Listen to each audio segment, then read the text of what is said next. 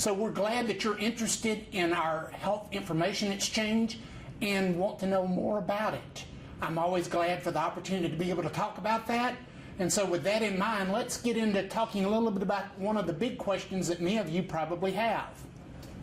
That question would be, why in the world would I want to connect to the exchange? So with that in mind, let's think about why we would want to do that.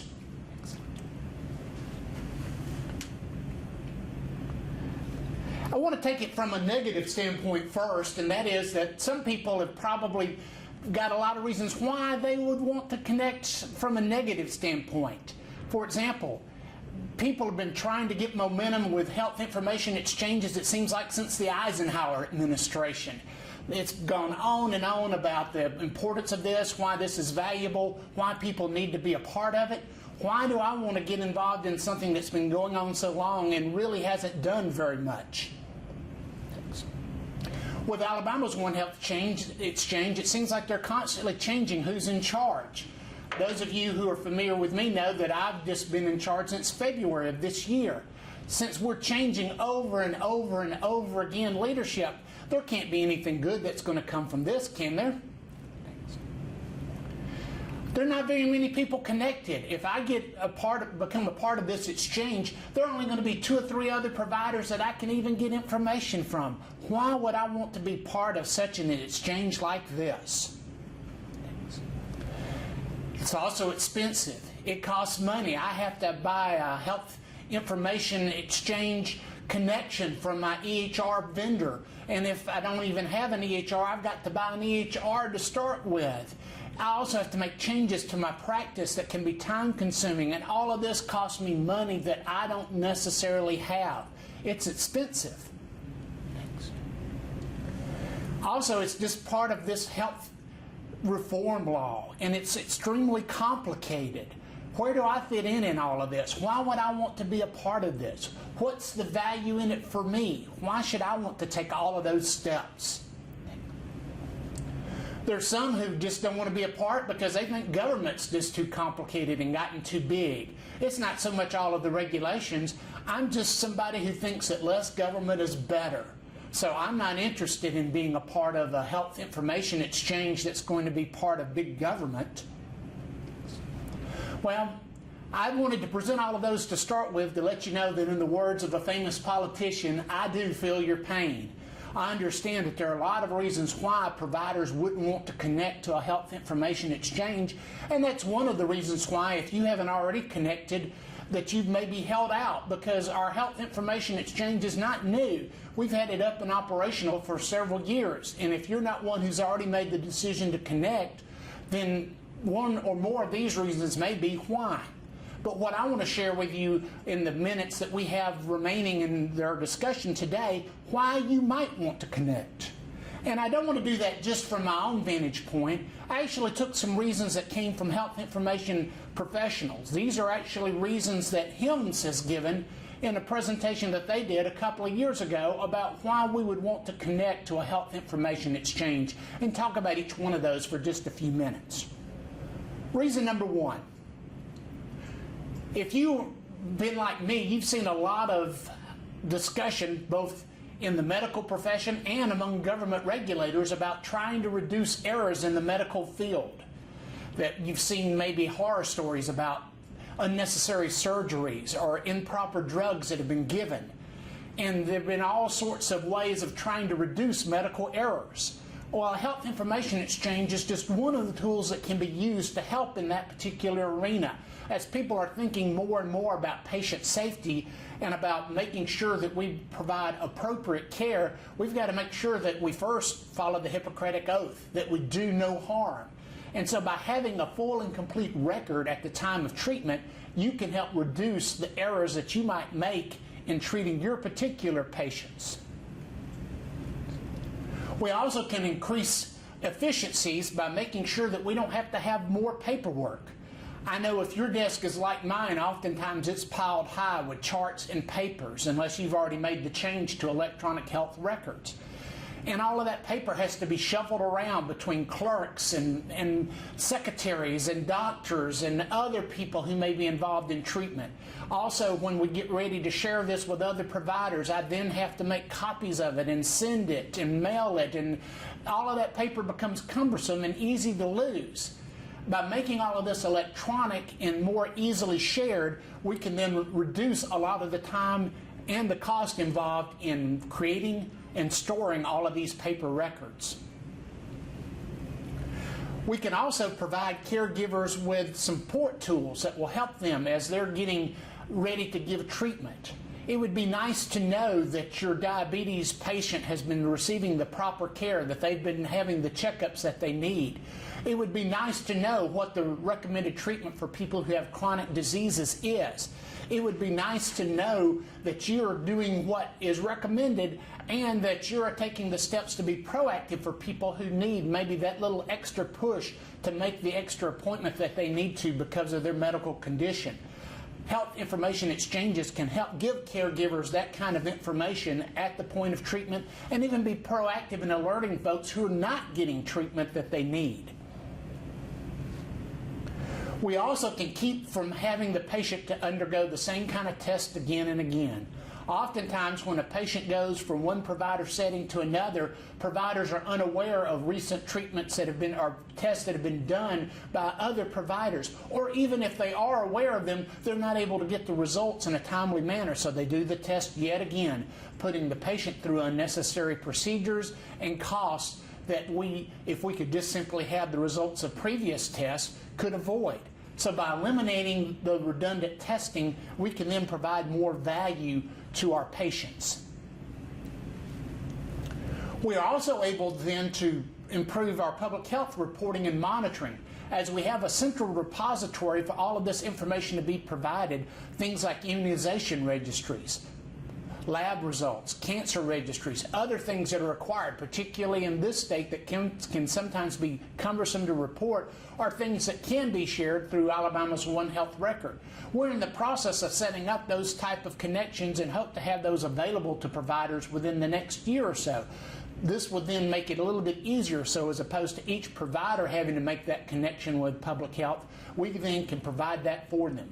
Once again, that's not something that we have in place now, but that we're working on to have up and running in the not too distant future. We also want to be able to engage patients. One of the things that you've probably seen if you've read any of the meaningful use rules is that they're interested in having the patient more engaged, involved. They want them to work with the provider to actually share in setting the health care and treatment options available for them, particularly if they have some type of long-term illness that will require a treatment plan to be developed for them.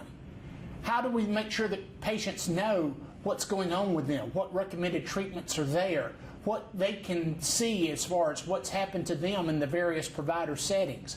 Having all that information in a health information exchange can allow them to have that information at their fingertips. One of the next advances we're looking to make is in our health information exchange is creating a patient portal which will allow them to view their particular information. This will also help in allowing you to meet some of your requirements under meaningful use, as you're required to have a certain percentage of your patients viewing their records via some type of electronic means.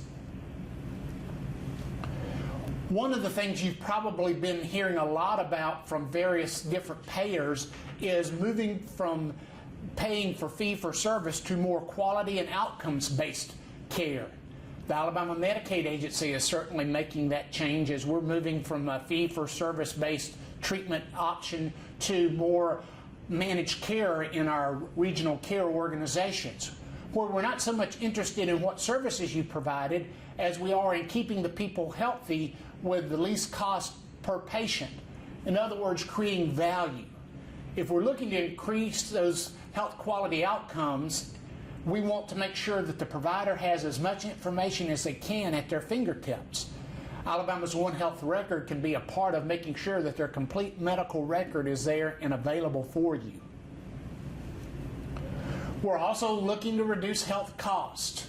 One of the things, if you've read or listen to any of the news is that there's a limited amount of money available for healthcare costs in the nation, and particularly if you've been watching the news recently within our state. Folks are trying to limit the growth in healthcare cost. One of the ways that we can do that is by making sure that we receive the appropriate treatment to help the patient at the initial point of care. And by having as much information as possible, the provider is the person who is best able to do that. By making sure that they provide the most effective and the most beneficial treatment there at the point of initial contact, we can then make sure that any unnecessary visits or unnecessary treatments can be eliminated. Something you may not have thought about is what would happen to your medical records in your office if your office was to somehow have some type of disaster. Some of our providers in the Tuscaloosa area can tell you firsthand what might happen as tornadoes came through their area and totally destroyed their offices. People on the coast may have had hurricanes to hit. But even if you don't necessarily live in a place where you think you're disaster prone, you never know when the next water pipe will burst, destroying all of your records, or that you may have some other type of disaster that comes that makes all of your information that you have available to you suddenly non-available, whether it be fire, whether it be some type of other accident. If all of the medical information for your patients are stored in another place, they can access it, and you can as well, from Alabama's One Health record. This also can be useful even if your office is still standing if your patient has to go somewhere else because of natural disasters. We saw when people were dislocated over a period of time because of the tornadoes and the hurricanes, those who had electronic health records were able to get treatment and get good treatment wherever they were by other providers who were able to access those records online and be able to see what their medical conditions were more accurately than just simply having to depend on the memory of the particular patient. It also is something that's going to eventually be a differentiator between you and other providers. So as you and your community are looking to do things that will make you stand out, people will start looking for where are places where I can get my records electronically, where are places that I can share my records with my specialist without having to get a paper file full of information. And so you can create goodwill in the community and with your payers as well, as they're interested in seeing you move to this to help improve your quality of care. All of those are things that would make it more likely that you would want to connect to One Health record, but the question then comes, well, what's going on with Alabama's One Health record? Maybe you're not familiar with our health information exchange. Well, first, we're implementing with a number of providers even as we speak. We have 7 different hospitals. We have 100 different clinics and private sites that we're working with. We have 7 different EHR vendors that we have connected or are currently working on connections with. And so we are looking to expand our base so that when you go out and look for your patients, it's more likely that you'll find hits with other providers who have records as we expand our provider base. We have folks who are actively using our health information exchange, and we have over 1,500 messages on average per month between various providers sharing health information with one another. So it is something that's being used, and we've seen that utilization go up over the last few months. We're also increasing the number of people that we have available for support. We have an implementation manager that we brought on board recently whose full-time job is to make sure that when people agree to become part of One Health record, that we can bring them on board quickly. We've got a couple of new infrastructure people who are helping to make sure that we have a safe, secure, protected place for the information to be transmitted between providers. And for providers who need the capability of having their information stored, because some providers don't have that capability, we have a place where their information can be stored. We have an outreach person that we've recently brought on board, which increases our outreach staff so that we can then contact providers, share with them what One Health record is all about, and get them to agree to be a part of our health information exchange. We have just very recently, as in this week, brought on board 2 additional help desk people as we're looking to bring more of our help desk functionality in-house and away from our vendor who operates our health information exchange for us. We're doing that so that we can put more of an Alabama face on Alabama's One Health record, and so that we can be more proactive in addressing some of the needs that providers may have when they call us. These people are also going to be assisting in making sure that Alabama One Health record remains stable, and in doing some of our testing to make sure that when we roll out new functionality that it works correctly and that you don't have to be involved in that testing unless necessary. Another thing that we're doing with Alabama One Health record is we're trying to decrease the time it takes for folks to connect. If you tried to connect with us a year or so ago, you might have noted it took a long time for our health information exchange vendor to actually go through all of the work and the testing to get people actually connected to us once they agreed to be a part of Alabama's One Health record.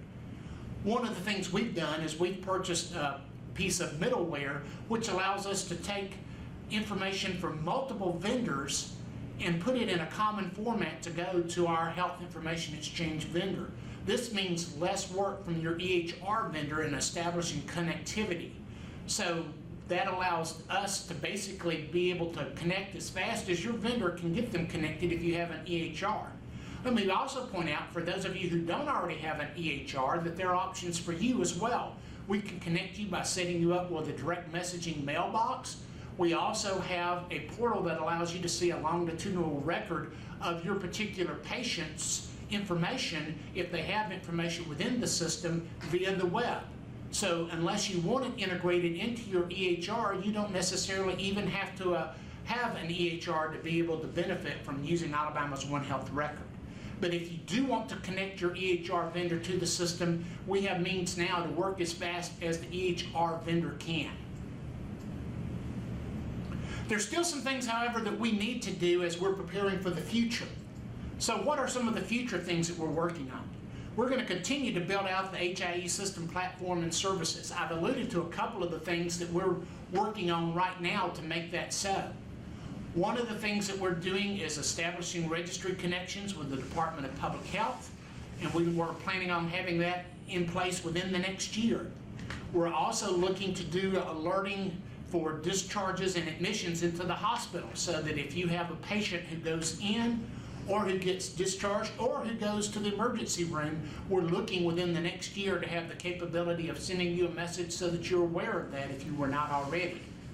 We're also looking to add on the functionality as well of a patient portal so that patients can go through One Health record to see their health record, and that will still help you in meeting your meaningful use requirements. Many of you are aware that we've had a pilot in the East Alabama area around the East Alabama Medical Center to be able to connect that particular hospital and the ancillary providers in that particular region. We want to continue to work in building that out. That's where we've learned a lot of our lessons in improving our connectivity time. And really what we're wanting to do there is we received some grant money to work in that particular area. We want to make sure that we appropriately use the remainder of that grant money in the time that we have to connect as many hospitals, providers, and others who are appropriate to connect within that particular region. If you haven't already, you'll probably be hearing from some of the providers within your area about regional care organizations, which, as I've alluded to before, is the managed care implementation that the Medicaid agency is putting into place that's scheduled to go live in October of 2016.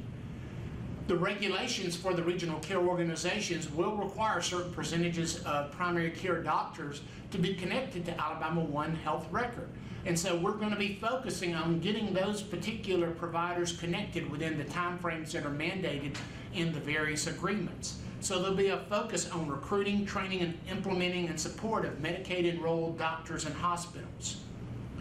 We're also going to be supporting the HIE that the Huntsville Regional Medical Center is establishing, because that HIE is going to be connecting to ours, so that if you are on either one of those, you should be able to see records that are part of either health information exchange seamlessly.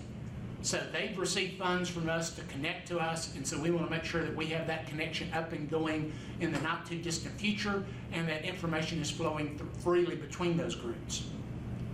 One of the things I want to emphasize, however, is Alabama's One Health record is not just for Medicaid providers and Medicaid patients. We want to be the health information exchange for all Alabamians, because it's important not just that Medicaid patients can have their information shared electronically. There's value for all providers being able to see the complete medical record of the patient in as close to real time as possible.